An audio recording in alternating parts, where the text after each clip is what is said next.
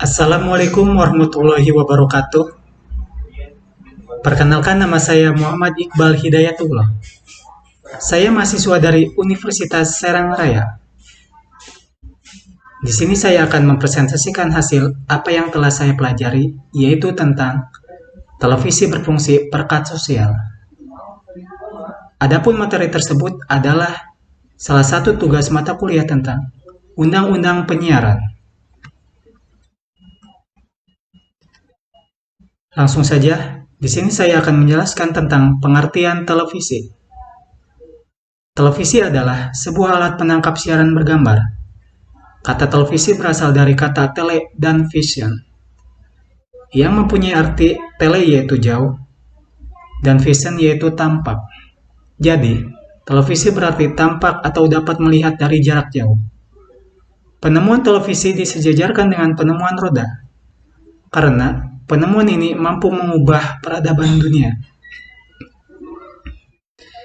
Di Indonesia sendiri, televisi secara tidak formal disebut dengan televisi, TV, atau TV. Kenapa penemuan televisi disebut dengan mengubah peradaban dunia? Karena di zaman dulu tidak terdapat televisi. Berbeda dengan zaman sekarang, yang mudah didapatkan di mana saja. Karena di dalamnya televisi tersebut terdapat informasi-informasi penting, ataupun hanya sekedar hiburan semata. Televisi memiliki kelebihan yang paling menonjol, yakni pola penyajian pesan yang dikemas secara audiovisual, atau gambar bergerak dilengkapi oleh suara. Sehingga informasi yang disampaikan lebih mudah diterima dan dicerna oleh pemirsanya. Televisi sejauh ini masih efektif sebagai sumber informasi, alat kontrol kekuasaan, dan medium perekat sosial. Banyak pandangan yang masih subjektif, padahal banyak manfaat dan efek media yang berpotensi baik bagi bangsa.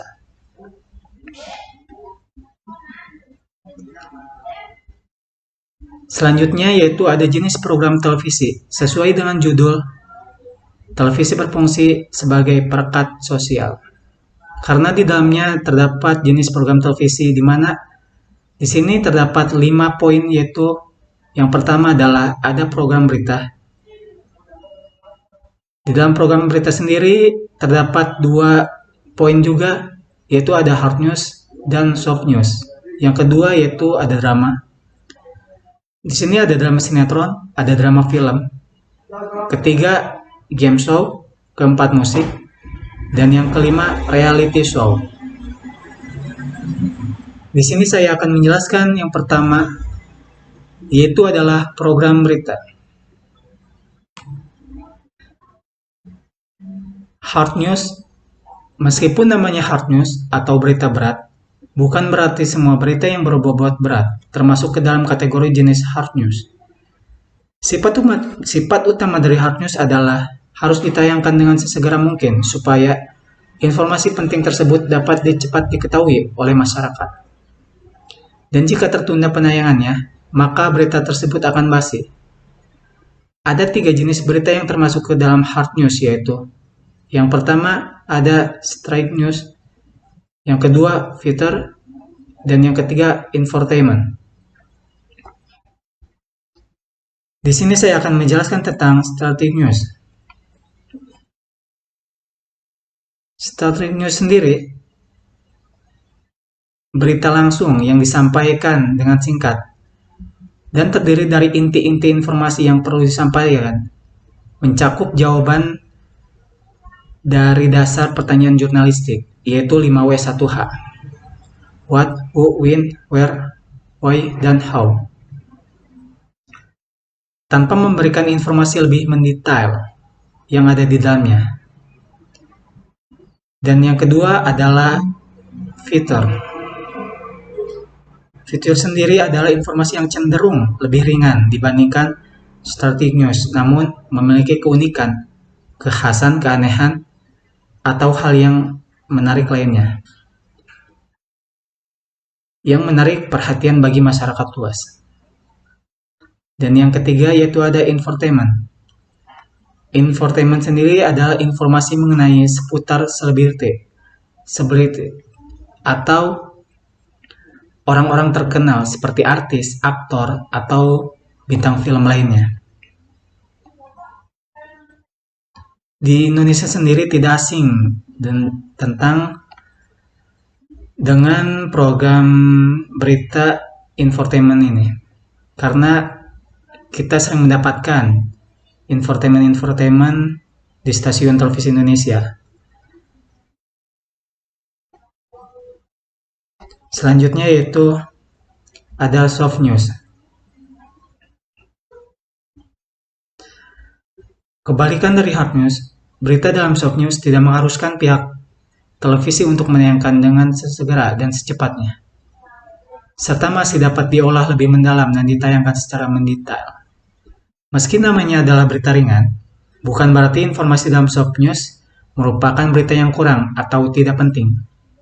Justru dalam soft news inilah suatu informasi atau berita dapat dikupas lebih mendalam dan disajikan kepada para penonton serta khalayak luas. Berikut adalah beberapa jenis berita yang termasuk ke dalam soft news. Yang pertama adalah ada current affair, kedua dokumenter, dan yang ketiga ada talk show. Di sini saya akan menjelaskan terlebih dahulu tentang current affair. Current affair sendiri adalah berita penting dan menarik bagi masyarakat yang sudah ditayangkan sebelumnya dalam hard news, namun ditayangkan kembali dengan penjelasan lebih mendalam dan detail. Current affair memang dapat disampaikan namun terikat oleh waktu. Jadi dari berita yang aslinya itu harus diolah kembali untuk ditayangkan kepada masyarakat. Yang kedua adalah dokumenter, di mana dokumenter sendiri adalah berita yang menayangkan informasi yang bersifat mendidik dan biasa bertujuan untuk pembelajaran bagi para penontonnya. Dokumenter ini biasanya menyajikan tentang kehidupan seseorang ataupun tentang kehidupan pada kenyataannya yang benar-benar terjadi tanpa settingan. Yang ketiga yaitu adalah talk show. Talk show sendiri perbincangan para narasumber dengan pembawa berita mengenai hal-hal yang sedang menjadi topik hangat di masyarakat atau di suatu daerah. Kita juga sering mendapatkan talk show di stasiun televisi di Indonesia. Banyak sekali kita jumpai tentang salah satu program talk show ini.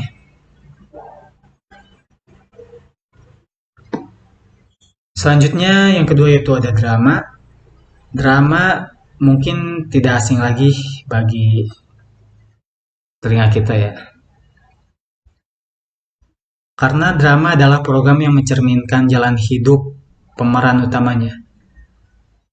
Bisa satu orang atau lebih, di mana terdapat berbagai konflik yang menghadang dan harus dihadapi oleh pemeran tersebut, khususnya pemeran utama.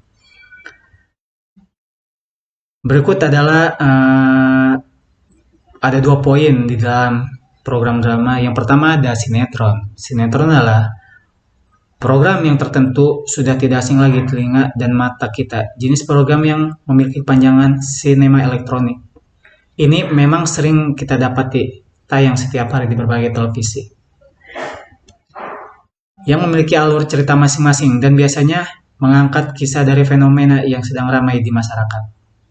Selain sinetron, buatan dalam negeri, tentu kita juga sering mendapat sinetron dari luar negeri seperti Amerika Latin, yang biasanya disebut telenovela, drama Turki, India, dan lain sebagainya. Contoh sinetron sendiri di Indonesia yang sesuai dengan judul ada Para Pencari Tuhan, Suami-suami Takut Istri, Sidul Anak Sekolahan. Sesuai dengan judul yaitu perekat sosial, di mana sinetron sendiri kita sebagai penonton mengambil hal-hal yang baiknya saja. Karena di dalam sinetron tersebut ada sisi positif, ada sisi negatif. Lanjut, saya akan menjelaskan tentang film. Film box office atau layar lebar yang sebelumnya telah ditayangkan di bioskop dan setelah beberapa waktu akhirnya ditayangkan juga di televisi. Biasanya, televisi menjadi media yang paling akhir dalam penayangan film layar lebar tersebut. Setelah ditayangkan perdana di bioskop dan beredar secara komersil dalam bentuk VCD serta DVD di masyarakat luas. Seperti yang kita ketahui, film yang sedang booming sekarang di bioskop yaitu KKN ya, KKN di Desa Penari. Mungkin tidak asing lagi bagi telinga para mahasiswa atau masyarakat yang lainnya. Suatu saat nanti film tersebut juga akan ditayangkan di televisi apabila di bioskop sudah tidak tayang lagi. Mungkin untuk sekarang tetap masih bioskop hingga tidak tahu kapan akan ditayangkan di sebuah televisi.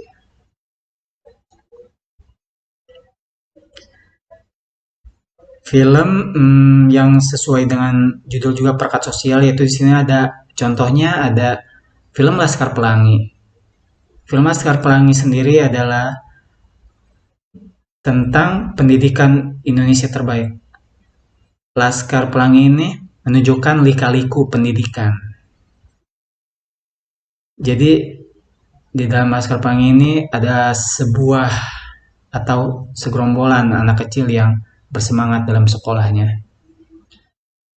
Ya, walaupun akses atau pendidikan yang sangat jauh dari lingkungan mereka, tetapi mereka mempunyai semangat atau tekad untuk meraih cita-cita. Itu adalah salah satu contoh film yang mendidik kepada para anak-anak atau masyarakat untuk mencontohkan semangat juang mereka. Dan juga film tersebut sangat memotivasi bagi kita seumuran anak dewasa atau remaja.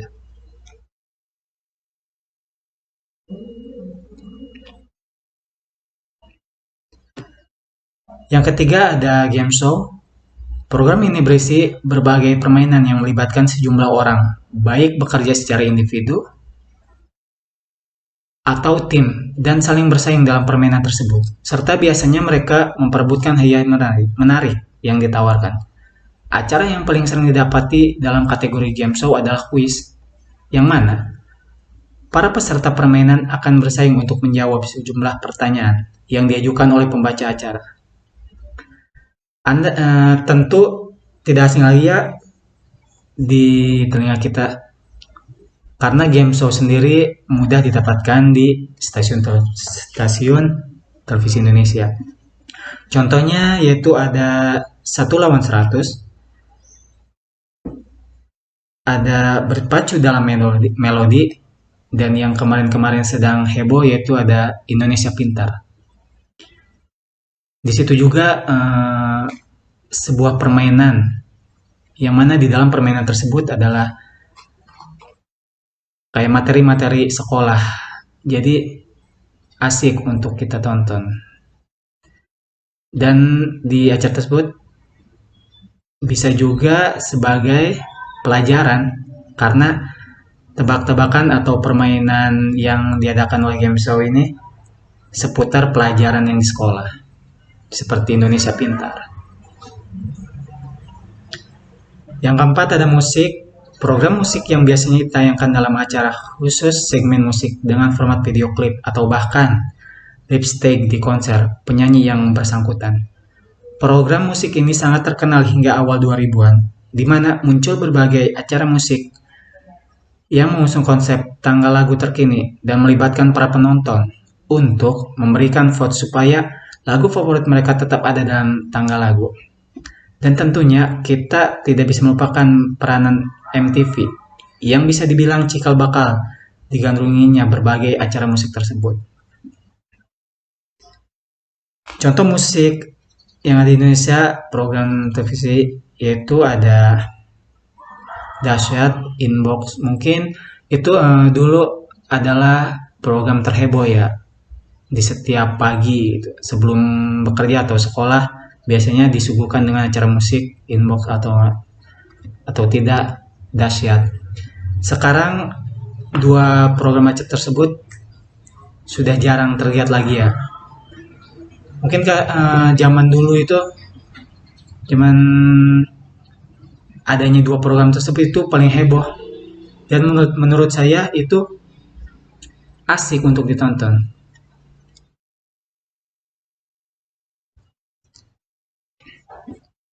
Dan yang kelima ada reality show. Jenis program salah satu ini banyak digemari oleh mayoritas penduduk Indonesia. Reality show sendiri merupakan salah satu jenis program yang menampilkan adegan-adegan dalam situasi yang nyata, langsung tanpa adanya skenario dalam tim kreatif sekalipun. Pemainnya juga orang umum, bahkan public figure. Biasanya, reality show cenderung menggunakan tema yang berkaitan dengan persaingan, realita kehidupan sehari-hari, ajang pencarian bakat, ajang pencarian jodoh, ajang konsultasi, dan lain sebagainya. Acara ini mulai marak dari 10 tahun yang lalu.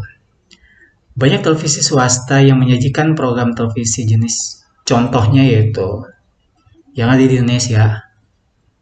Yang pertama, Rumah Uya, Katakan Putus, Rising Star, The Face Indonesia, The Body Band, Next Boy Band, or Girls Band Indonesia, Master Chef, dan lain-lain. Reality show sendiri ini adalah sebuah program televisi di mana tanpa adanya skenario dari tim kreatif. Jadi sebuah apa?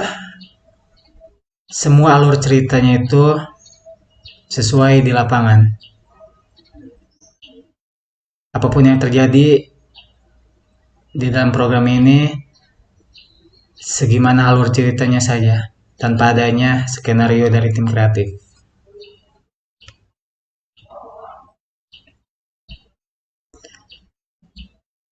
Oke, di sini terdapat televisi sebagai media informasi. Sebagai salah satu bentuk media massa, kekuatan televisi berhasil merasuk ke dalam sendi-sendi kehidupan masyarakat. Hal ini disebabkan oleh karakter televisi yang berbeda dibanding media massa lainnya dalam menyampaikan pesan. Manfaat media seperti televisi tidak lepas dari sifatnya sebagai sumber penyebar informasi yang cepat. Meski kini banyak informasi tersebar melalui gadget, potensi televisi sebagai penyebar informasi belum tergantikan. Lalu, mencontohkan bagaimana televisi menjadi medium yang mendidik masyarakat. Seperti yang kita ketahui, informasi di dalam televisi yaitu banyak sekali. Sesuai kita ingin mencarinya. Informasi-informasi yang booming di suatu negara atau daerah tersaji dengan nyata. Karena di dalam televisi itu tidak hanya informasi saja, ada juga hiburan-hiburan yang menarik atau sebuah media untuk mencari tentunya informasi.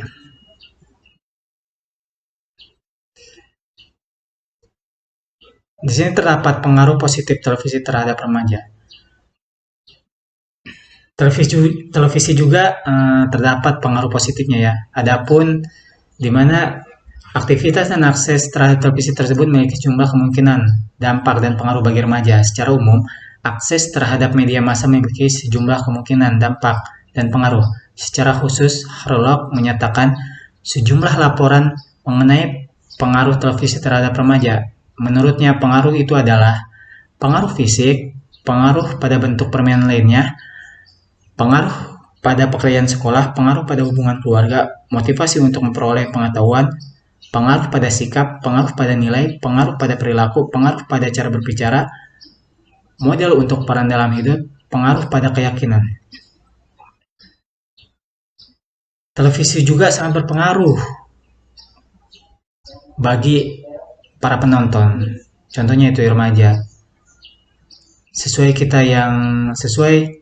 apa yang kita telah lihat di televisi, itu banyak hal yang positif sebenarnya. Segimana kita menanggapi sebuah acara atau berita saja. Selanjutnya, di balik hal-hal yang positif terdapat hal negatif juga, yaitu di mana akses terhadap media televisi juga memiliki dampak dan efek buruk bagi pengembangan potensi remaja. Terkait hasil penelitian dari luar negeri, Escobar, Jeffers, and Anderson meneliti mengenai remaja dan media yang semakin banyak mengakses media. Menurut mereka, terdapat perluasan 5 tipe kritis perilaku yang beresiko secara kesehatan, yakni obesity, smoking, drinking, sexual risking, and violence. Aspek yang dilihat Escobar, Jeffers, and Anderson ini lebih mengarah pada aspek kesehatan. Namun, aspek kesehatan ini dapat juga mempengaruhi aspek lainnya, seperti aspek pendidikan, aspek pergaulan, ataupun pengembangan pribadi. Jadi, dalam sebuah televisi sendiri ada pengaruh hal-hal negatif. Sesuai kita dapatkan dalam televisi, di balik hal yang positif sendiri terdapat hal yang negatif juga. Dengan menonton televisi ternyata dapat memberikan kemungkinan sejumlah pengaruh negatif bagi remaja. Di antaranya adalah sebagai berikut. Meningkatkan perilaku kekerasan dan agresif, perilaku dan keyakinan seksual, gambar diri, penggunaan obat-obatan terlarang, konsumtif pada produk makanan berkadar gula tinggi, kegemukan, konflik dengan orang tua terkait pembelian produk yang diterangkan, serta awal perilaku merokok.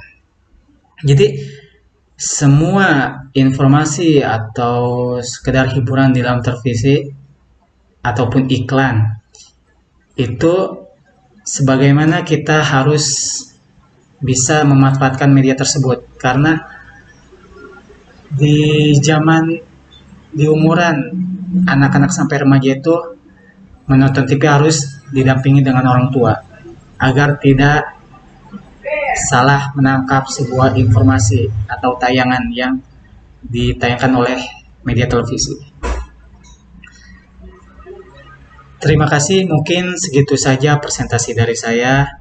Kurang dan lebihnya mohon maaf. Wabillahi taufiq wal hidayah. Wassalamualaikum warahmatullahi wabarakatuh.